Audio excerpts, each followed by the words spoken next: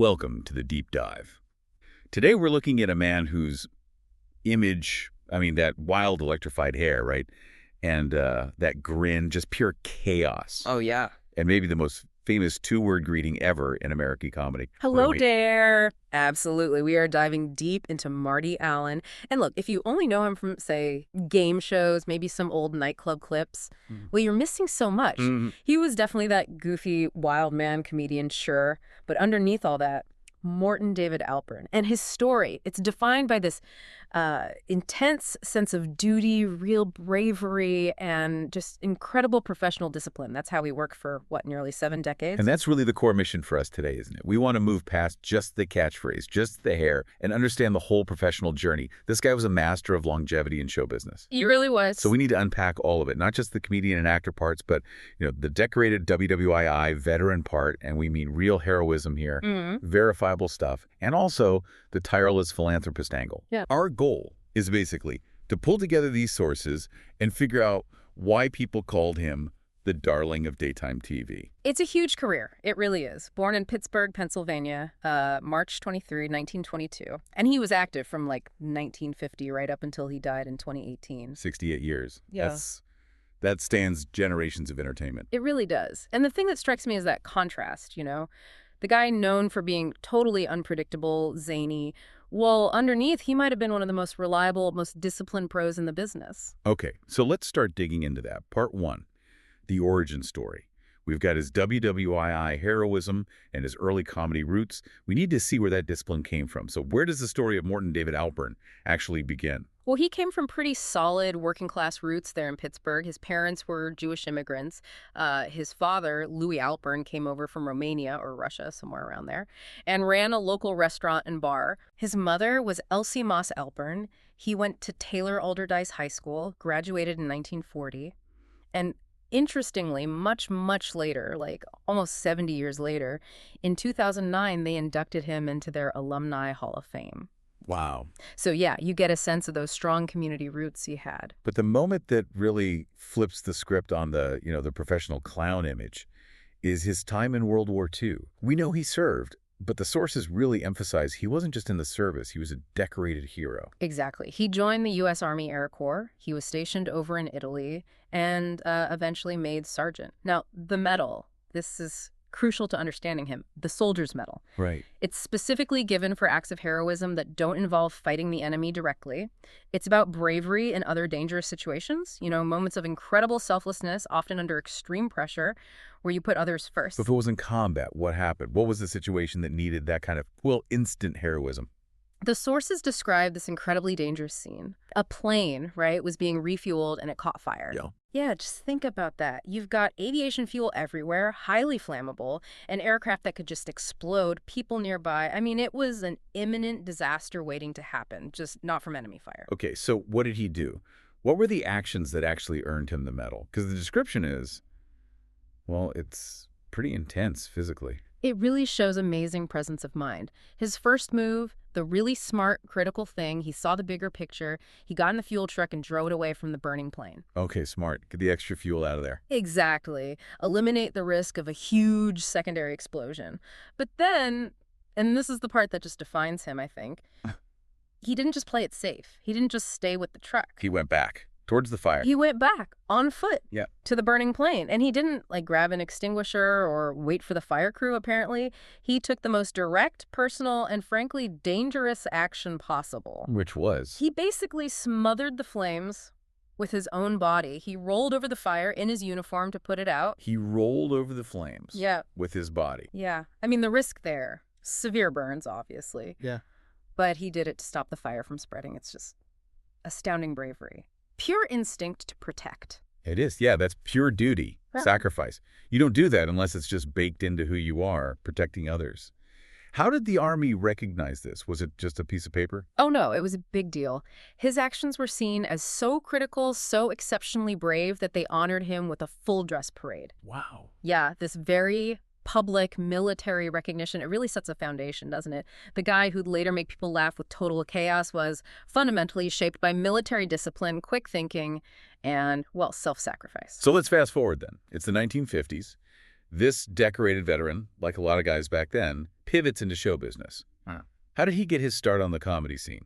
Did that early stuff set him up for what came later? Well, you have to think that discipline from the service probably helped him handle the grind of the club circuit. In the early 50s, he teamed up with his first comedy partner, a guy named Mitch D. Wood. They weren't the main event yet. They were the opening act, warming up the crowd for the big stars. But look what they opened for. Sarah Vaughan, Eddie Gourmet, Nat King Cole. Whoa.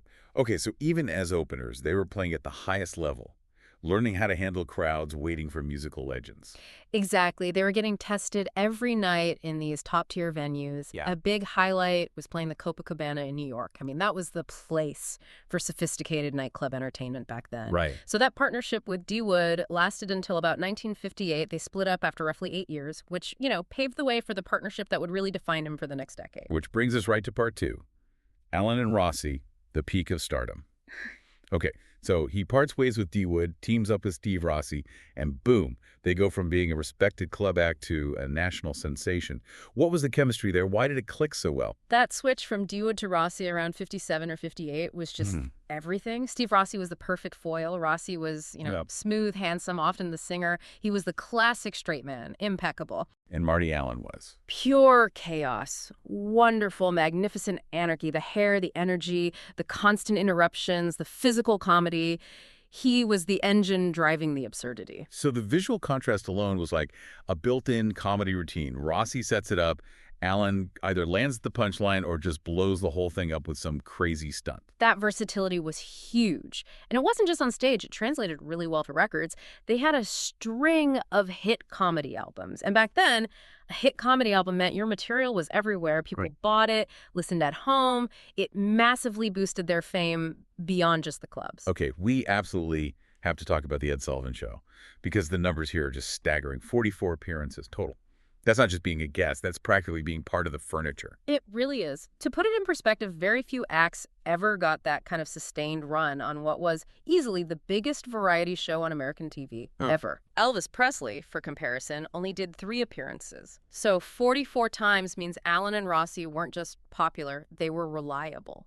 Ed Sullivan's producers knew they could count on them to deliver laughs week after week, basically. They were a known quantity, a guaranteed draw. It keeps coming back to that reliability, that discipline again, doesn't it? Yeah. To get booked 44 times, you can't just be funny once. You have to be consistent, hit your marks, probably be easy to work with backstage. It's that duty thing again, but in a professional context. Absolutely. Showbiz looks like chaos, but real longevity takes incredible structure. And maybe their biggest test of professional survival happened on, arguably the most famous night in 20th century TV history, February 16th, 1964. Yes. The night the Beatles made their first appearance on Sullivan, the cultural earthquake, where the audience famously couldn't hear anything over the screaming anyway, let alone care about whoever else was on the bill. It was pure, glorious mayhem. And our sources say Allen and Rossi had the, challenging job of performing on that same show. Imagine trying to do your carefully practiced routine with that wall of sound coming at you. Teenagers just screaming for the Fab Four. Yeah, you'd need more than just good jokes. You'd need some way to connect instantly to disarm that specific energy. And that's exactly what Marty Allen did. It shows his amazing quick wit, totally off script. He managed to cut through the noise with this perfectly timed, perfectly absurd line. He acknowledged the whole situation, but grabbed the room for a second. He just yelled out, "I'm Ringo's mother." That's brilliant. The sheer nerve, the self-deprecation, connecting right to what everyone was obsessed with, it's genius. It breaks attention and says, yeah, I get it. This is crazy, but I'm here too. Exactly. It showed he could handle any situation. He wasn't trying to compete with the Beatles. He was joining the party, making the impossible crowd laugh with one spontaneous, perfect line. That little anecdote. It explains so much about why they were so successful. They could work any room. So the partnership had a really solid run, 1957 to 1968, and they even did a movie together, right? That 1966 spy spoof, The Last of the Secret Agents. Allen played Marty Johnson in that one. Yep. And here's another important detail. When they did split in 68, the sources are clear it was amicable, friendly, which, in show business breakups, that's pretty rare. It says a lot about the respect they had for each other. And it wasn't just a polite statement for the press, apparently. They didn't become bitter rivals. Not at all. They clearly had this lasting professional bond. Allen and Rossi actually got back together periodically for shows through the 70s, the 80s, even into the 90s sometimes. Really? Yeah. That enduring appeal, decades after their TV peak, shows their act wasn't just some flash in the pan. It was a solid, adaptable comedy team. That longevity theme just keeps popping up. Okay, so being part of an iconic duo is one thing, but when the duo splits, that's the real test for an individual performer, isn't it? How big of a risk was it for him, really? You know, the wild, goofy comic trying to do serious acting. That's the perfect setup for part 3. The versatile star, from comedy to drama and daytime ubiquity. And yeah, it's incredibly risky. When audiences are basically trained to laugh the second they see you, with that hair and everything, trying to sell yourself as a dramatic actor, that's a tough sell. But he pulled it off. The sources say he made it work. He absolutely did. His first big serious role was in 1968, right after the split with Rossi. He was on that classic Western show, The Big Valley. Okay. And maybe the character name helped ease people in. It was dramatic. But the name was Waldo Diefendorfer. Waldo Diefendorfer. Even in drama, he's got that Marty Allen flair in the name. Right. It feels like maybe a bit of a nod, you know? A character that might start serious but could have that quirky edge. But honestly, the real key to his success and survival after Rossi was just how much he was on TV. He saturated the airwaves, especially daytime, which is how he got that perfect nickname, the darling of daytime TV. So what was it about daytime TV in the 70s and 80s that made him such a perfect fit? Why was he everywhere? Well, he really was everywhere. Hundreds of TV appearances across those 2 decades. And think about what those shows needed, especially game shows and variety programs back then. Quick wit. Exactly. Quick wit, the ability to fire off one-liners without a big script, and just reliable, generally family-friendly humor that worked for that broad daytime audience. His skill set was a perfect match. He really became a game show fixture. And back then, being a regular on those shows meant you were culturally relevant. Big time. Oh, absolutely. Getting a regular spot on the Hollywood squares, that was like the ultimate seal of approval for being funny, recognizable, and spontaneous. The whole show was built on panelists being quick and clever off the cuff. Allen's whole career was about fast, absurd thinking. He was born for it. Yeah. He was also on Password a lot. So again, that reliability wasn't just about showing up. It was about delivering laughs consistently on demand, which is a real professional skill, not just luck. Precisely. It's not like a sitcom where writers feed you lines. Game show panelists, the good ones, had to bring their own comedic personality and timing. Marty Allen just had this comfortable, familiar, genuinely funny presence people liked having in their living rooms. He was part of the TV landscape. And it wasn't just game shows, right? His range on TV was pretty wild. Totally. The sources show this incredible spectrum. He did things like Circus of the Stars. Right, I remember that. Yeah, which needed physical skill, a willingness to do spectacle, completely different from cracking a joke on Hollywood squares. And then, okay, for anyone who grew up in the 80s, the ultimate cameo. Don't tell me. The Imperial Puga. The Imperial Puga, yes, in 1989 on the Super Mario Bros. Super Show. Amazing. It just shows he wasn't precious about his image at all. He'd do a serious role, he'd do a silly cameo on a kid's show. Whatever kept him working and connecting with audiences, that adaptability, that's the secret to staying relevant for so long. It really is fascinating. And he did a lot of made-for-TV movies, too. 10 of them, apparently, including that spoof Murder Can Hurt You back in 1980. So this wasn't just occasional guest spots. It was sustained work in different formats. And his movie roles show he wasn't just stuck playing the crazy hair guy either. He took parts in things like the musical drama The Great Waltz in 1972.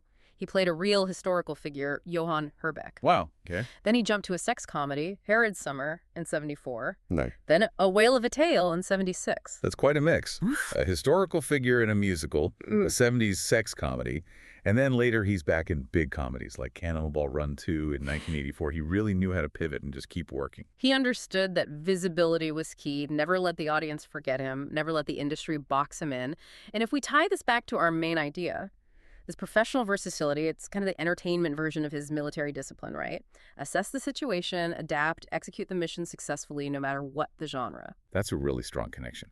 Okay, so if the soldier's medal showed us his character, let's look at how that character showed up in his giving. Part 4, the humanitarian and later career act. This feels like where the two sides of his life really come together, that sense of duty and the gift of making people laugh. This is such a critical part of his story and often overlooked. His commitment to charity, especially helping the military community, was really direct and personal. Right after he split with Rossi in 1968, he he started this annual tradition. He named it after his catchphrase, the Hello Day Tour.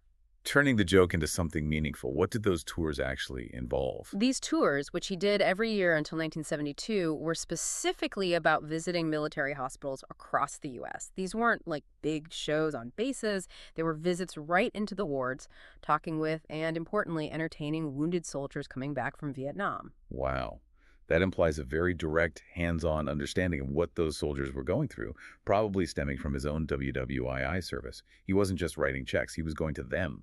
Absolutely. Imagine the atmosphere in those military hospitals during the Vietnam War. These were young guys, often badly injured, maybe feeling ignored by a divided country back home. And here comes Marty Allen, a decorated vet himself, bringing some laughter, some respect, right to their bedside. It feels like a mission driven by real empathy and that lifelong sense of duty.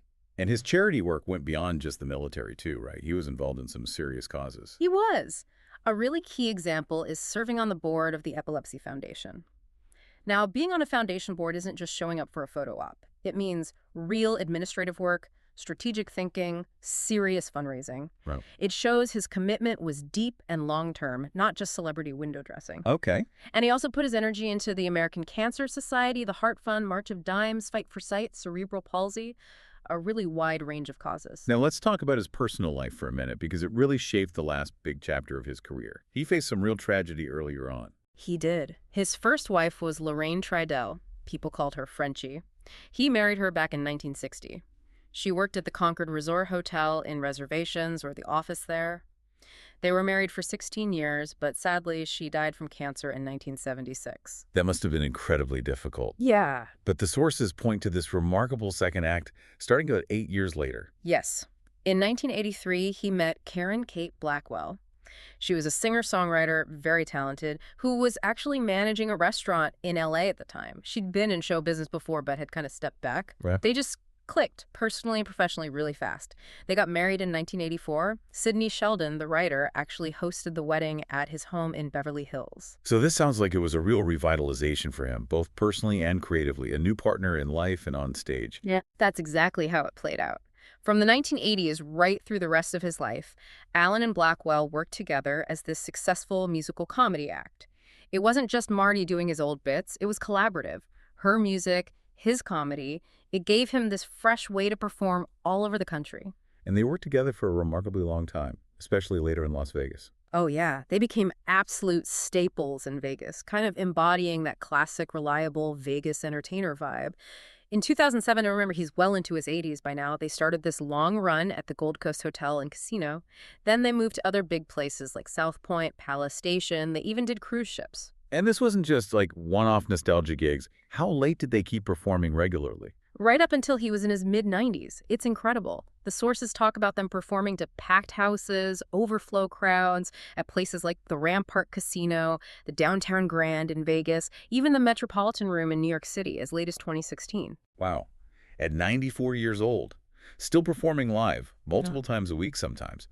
That says so much about his health, his drive, and just how good that act with Karon Kate Blackwell must have been. Absolutely. And what's also fascinating, even in his 90s, he saw the shift in media and embraced it. He did podcasts. Right. Adapting one last time. He totally stayed relevant. He was on Gilbert Gottfried's amazing Colossal podcast in 2014.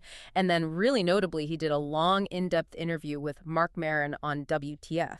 That was episode 574 back in February 2015. Amazing. Still telling his story, connecting with a whole new audience through a different medium. Yeah, right to the end. Which brings us to part 5.